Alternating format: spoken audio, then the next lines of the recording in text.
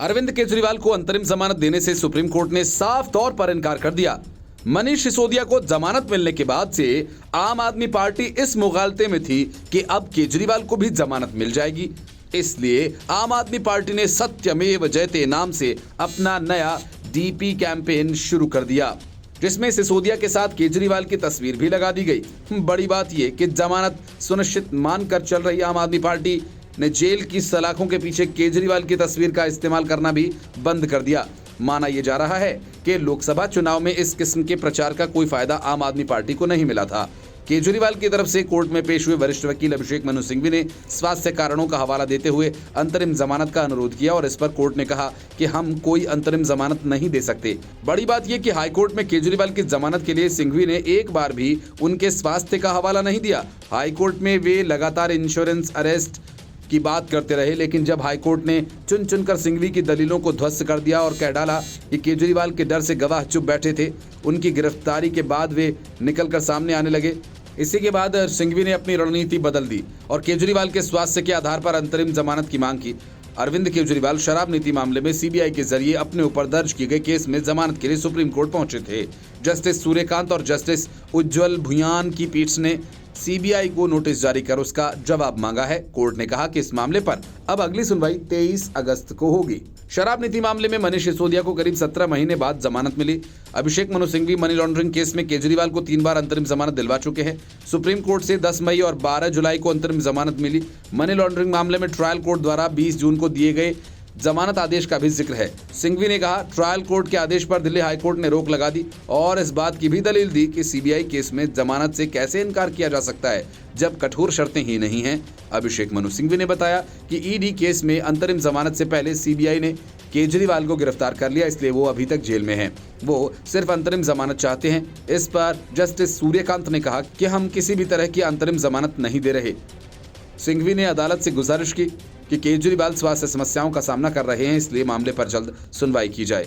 इस तरह supreme court ने मामले की अगली सुनवाई 23 अगस्त के लिए सूचीबद्ध कर दी है। सुप्रीम कोर्ट के समक्ष केजरीवाल के लेटेस्ट याचिका 5 अगस्त के दिल्ली हाई कोर्ट के उस आदेश को चुनौती देती है जिसमें सीबीआई गिरफ्तारी के खिलाफ उनकी याचिका को खारिज कर दिया गया था। हाईकोर्ट ने याचिका खारिज करते हुए केजरीवाल को ट्रायल कोर्ट जाने के लिए कहा था। केजरीवाल को 26 जून 2024 को औपचारिक रूप से सीबीआई ने गिरफ्तार किया था, जबकि केजरीवाल दिल्ली शराब नीति मामले में पहले से ही ईडी की न्यायिक हिरासत में थे। हरियाणा में विधानसभा चुनाव की तारीख जैसे जैसे नजदीक आती जा रही है, कांग्रेस में आपसी झगड़ा उसी हिसाब से बढ़ता जा रहा है। हालात ये हो गए हैं कि राहुल गांधी और मल्लिकार्जुन खड़गे की मौजूदगी में कांग्रेस के नेता आपस में तू मैं करने लगे। झगड़ा इतना बढ़ा कि सीनियर नेताओं को बीच बचाव करने आना पड़ा। असल में हरियाणा कांग्रेस के नेता अपने अपने रास्ते चल रहे हैं। भूपेंद्र हुड्डा, कुमारी शैलजा और रणदीप सिंह सुरजेवाला सभी ने अपनी अपनी अलग दुकान खोल रखी है। चुनाव के लिए ये सारे अपनी अपनी तरह से प्रचार कर रहे हैं, लेकिन आपस में इन सब का किसी से कोई लेना देना नहीं है। यही वजह है कि नई दिल्ली में कांग्रेस के प्रदेश अध्यक्ष सहित अन्य प्रभारियों की मीटिंग में राहुल गांधी और मल्लिकार्जुन खड़गे के सामने शैलजा और प्रदेश अध्यक्ष उदय भान के बीच बहसबाजी हो गई। नई दिल्ली में कांग्रेस के महासचिव, प्रभारी और प्रदेश अध्यक्षों की बैठक हुई। इस मीटिंग में राहुल गांधी और खड़गे भी मौजूद थे।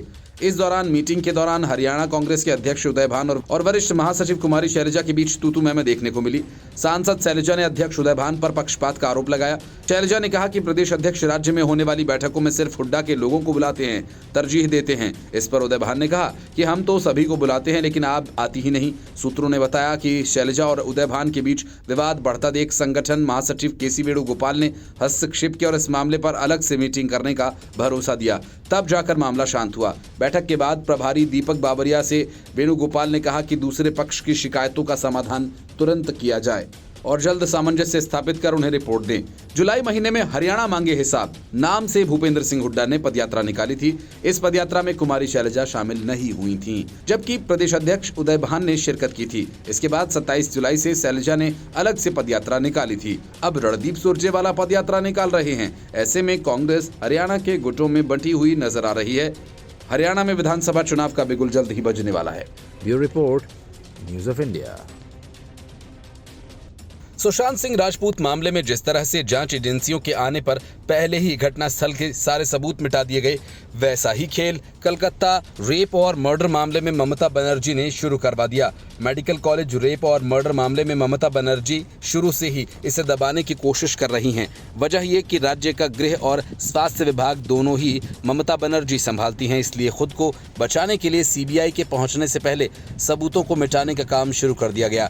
इस बात की भनक लगते ही विपक्षी बीजेपी और लेफ्ट पार्टियां हमलावर हो गईं। भारतीय जनता पार्टी ने आरजी कर मेडिकल कॉलेज और अस्पताल के अधिकारियों पर घटना से संबंधित सबूतों से छेड़छाड़ करने का आरोप लगाया। सीपीएम से जुड़े democratic youth federation of India यानी DYFI और स्टूडेंट फेडरेशन ऑफ इंडिया यानी SFI ने बताया कि सेमिनार रूम के पास मरम्मत का काम शुरू हो गया है। यहीं पर कुछ दिन पहले डॉक्टर का शव मिला था। अस्पताल के आपातकालीन भवन के गेट पर विरोध प्रदर्शन करने के लिए एकत्र हुए और आरोप लगाया कि अधिकारी सबूतों को नष्ट करने और असली दोषियों को बचाने की कोशिश कर रहे हैं। वामपंथी संगठन जॉइंट फोरम ऑफ डॉक्टर्स के एक डॉक्टर ने दावा किया कि पोस्टमार्टम रिपोर्ट से पता चलता है कि पीड़िता के साथ कई लोगों ने बलात्कार किया होगा। डॉक्टर सुवर्ण गोस्वामी पोस्टमार्टम रिपोर्ट देखने के समय पीड़िता के परिवार के साथ थे। उन्होंने ये स्पष्ट किया कि ये किसी एक व्यक्ति का काम नहीं, उसके साथ सामूहिक बलात्कार किया गया। कोलकाता पुलिस ने 31 वर्षीय डॉक्टर के बलात्कार और हत्या के सिलसिले में अब तक संजय रॉय को गिरफ्तार किया और इस बीच केंद्रीय जांच ब्यूरो ने मामले को अपने हाथ में ले लिया।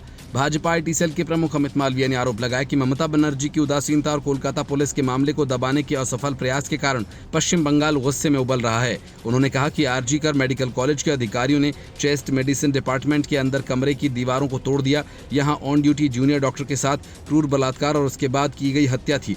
अमित मालवीय ने कहा कि रेजिडेंट डॉक्टर के क्षेत्र के रूप में चिन्हित क्षेत्र और चेस्ट मेडिसिन डिपार्टमेंट के अंदर शौचालय को भी जीर्णोद्धार के नाम पर तोड़ा गया था और इससे किसी को संदेह नहीं रह जाता कि ममता बनर्जी इस जघन्य अपराध में शामिल लोगों को बचाने के लिए सबूतों को मिटा रही थी और अपराध के पीछे की कहानी को छिपा रही थी। बंगाल में कोई भी महिला सुरक्षित नहीं है।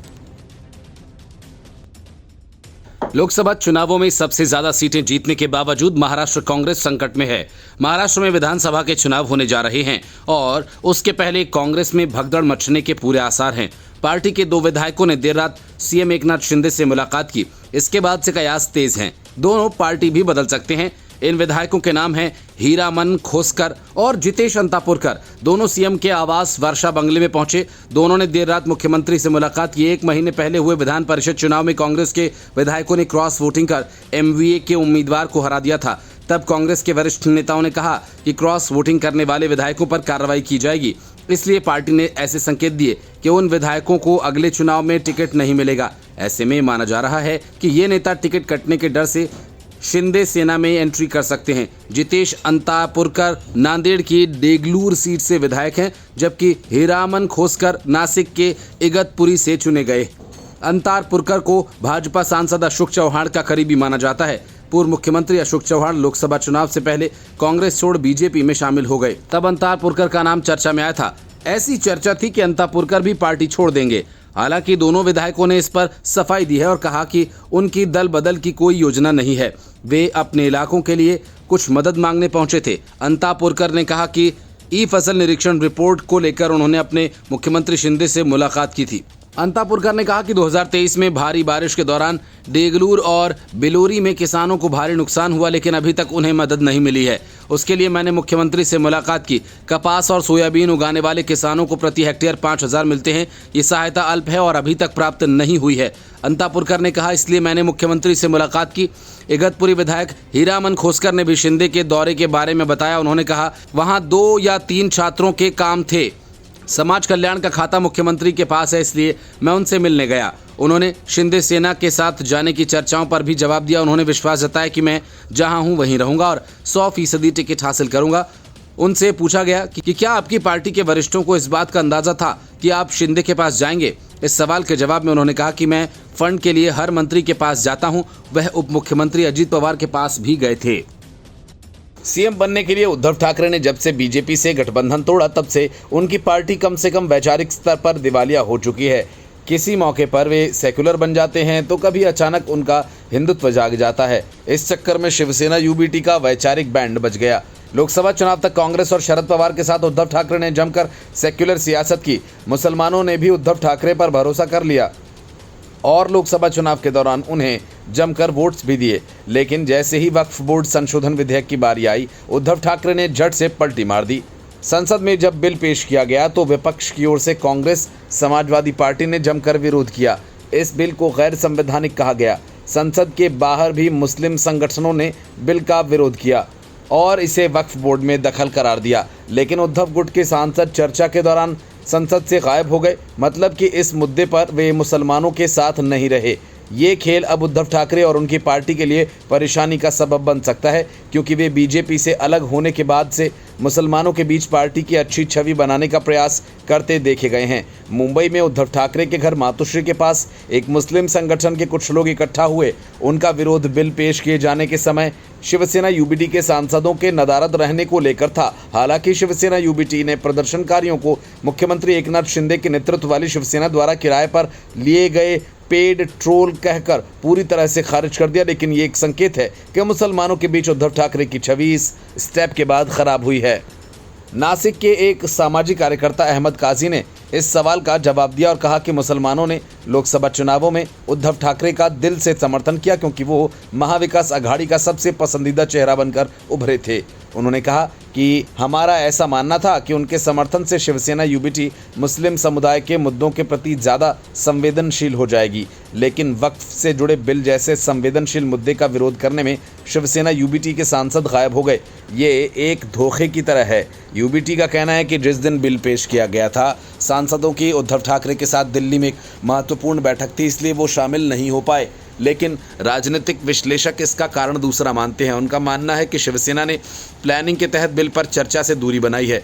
शिवसेना यूबीटी के राज्यसभा सांसद संजय राउत ने इस मुद्दे को कमतर आंकते हुए कहा कि उनकी पार्टी विपक्षी दल इंडिया का हिस्सा है और जब विधेयक लोकसभा में पेश किया गया तो उसके सांसद का मौजूद होना जरूरी नहीं था। Bureau report, news of India. जब से अरविंद केजरीवाल को शराब घोटाला मामले में गिरफ्तार किया गया है, तब से सुप्रीम कोर्ट में जमानत देने का ट्रेंड चालू हो गया। अपराधी भाग नहीं सकता, इसलिए जमानत दे दे। चुनाव प्रचार करना है, इसलिए जमानत दे दो। ट्रायल शुरू नहीं हुआ, इसलिए जमानत दे दो। और कुछ नहीं तो जमानत देना और लेना परम अधिकार है, इसलिए ही जमानत दे दो। मतलब कि सुप्रीम कोर्ट में इन दिनों थोक के भाव में जमानत दी जा रही है। हद तो तब हो गई जब पीएम मोदी की हत्या की साजिश रचने वालों के मददगारों तक को जमानत दे दी गई, ये कहकर कि जमानत नियम है और जेल अपवाद। प्रधानमंत्री नरेंद्र मोदी की 2022 में बिहार यात्रा के दौरान गड़बड़ी करने की योजना बना रहे प्रतिबंधित पॉपुलर फ्रंट ऑफ इंडिया यानी पीएफआई के कथित कैडर को अपने घर पर एक हिस्सा किराए पर देने के आरोप में गैर कानूनी गतिविधि रोकथाम अधिनियम यानी यूएपीए के तहत आरोपी एक व्यक्ति को सुप्रीम कोर्ट ने जमानत दे दी। जमानत देते हुए कोर्ट ने अहम टिप्पणी की। सुप्रीम कोर्ट ने जमानत देते वक्त कहा कि जमानत नियम है और जेल अपवाद का सिद्धांत कठोर जमानत शर्तों वाले कानूनों पर भी लागू होगा। जस्टिस एएस ओका और ऑगस्टिन जॉर्ज मसीह की पीठ ने कहा कि जब जमानत देने का मामला बनता है तो अदालतों को जमानत देने में कोई हिचकिचाहट नहीं होनी चाहिए। अभियोजन पक्ष के आरोप बहुत गंभीर हो सकते हैं, लेकिन अदालतों का कर्तव्य कानून के अनुसार जमानत देने के मामले पर विचार करना है। जस्टिस एएस ओका और ऑगस्टिन जॉर्ज मसीह की पीठ ने आगे कहा कि जमानत नियम है और जेल अपवाद एक स्थापित कानून है। यहाँ तक कि मौजूदा केस जैसे मामलों में भी जहां संबंधित कानूनों में जमानत देने के लिए कठोर शर्तें हैं, वही नियम केवल संशोधन के साथ लागू होते हैं कि अगर कानून में दी गई शर्तों को पूरा किया जाता है तो जमानत दी जा सकती है। इस नियम का ये भी अर्थ है कि एक बार जमानत देने का मामला बन जाने के बाद न्यायालय जमानत देने से इनकार नहीं कर सकता। अगर न्यायालय योग्य मामलों में जमानत देने से इनकार करना शुरू कर देते हैं तो ये हमारे संविधान के अनुच्छेद 21 के तहत गारंटीकृत अधिकारों का उल्लंघन होगा। पीठ ने ये टिप्पणी आरोपी जलालुद्दीन खान, जो कि एक सेवानिवृत्त पुलिस कांस्टेबल हैं, को जमानत देते हुए की। जलालुद्दीन को यूएपीए के तहत गिरफ्तार किया गया है।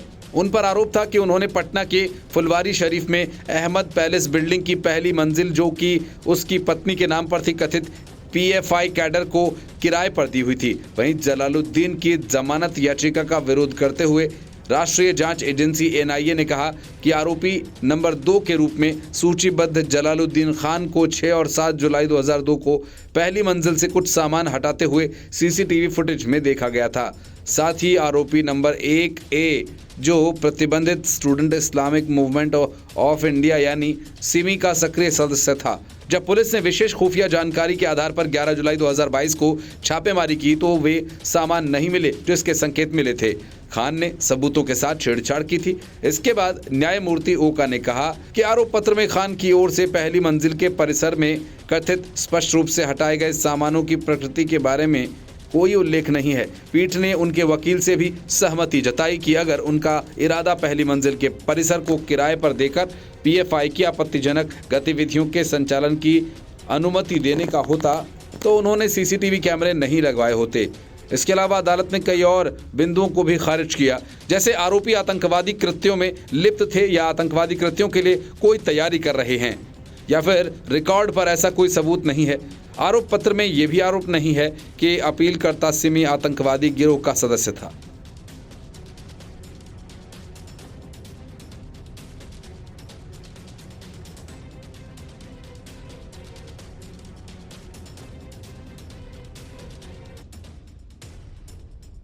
ममता बनर्जी की पार्टी के सांसदों की एक जैसी कहानी है। कोई संसद में सवाल पूछकर रिश्वत लेता है तो कोई लोगों से चंदा मांगकर अपना बिल चुकाता है।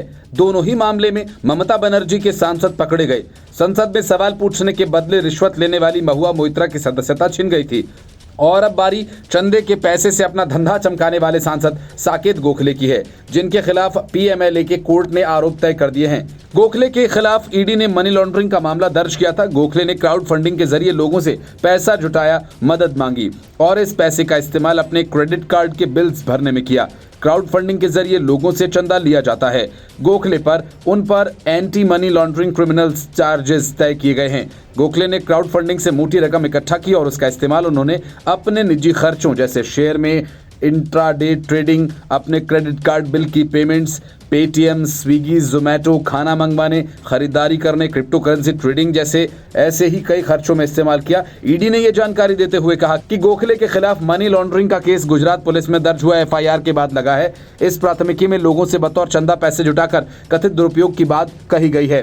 केंद्रीय एजेंसियां ईडी के मुताबिक प्रधान जिला एवं सत्र न्यायाधीश अहमदाबाद ग्रामीण और विशेष पीएमएलए अदालत अहमदाबाद ने धन शोधन निवारण अधिनियम 2002 के प्रावधानों के तहत साकेत गोखले के खिलाफ आपराधिक आरोप तय किए।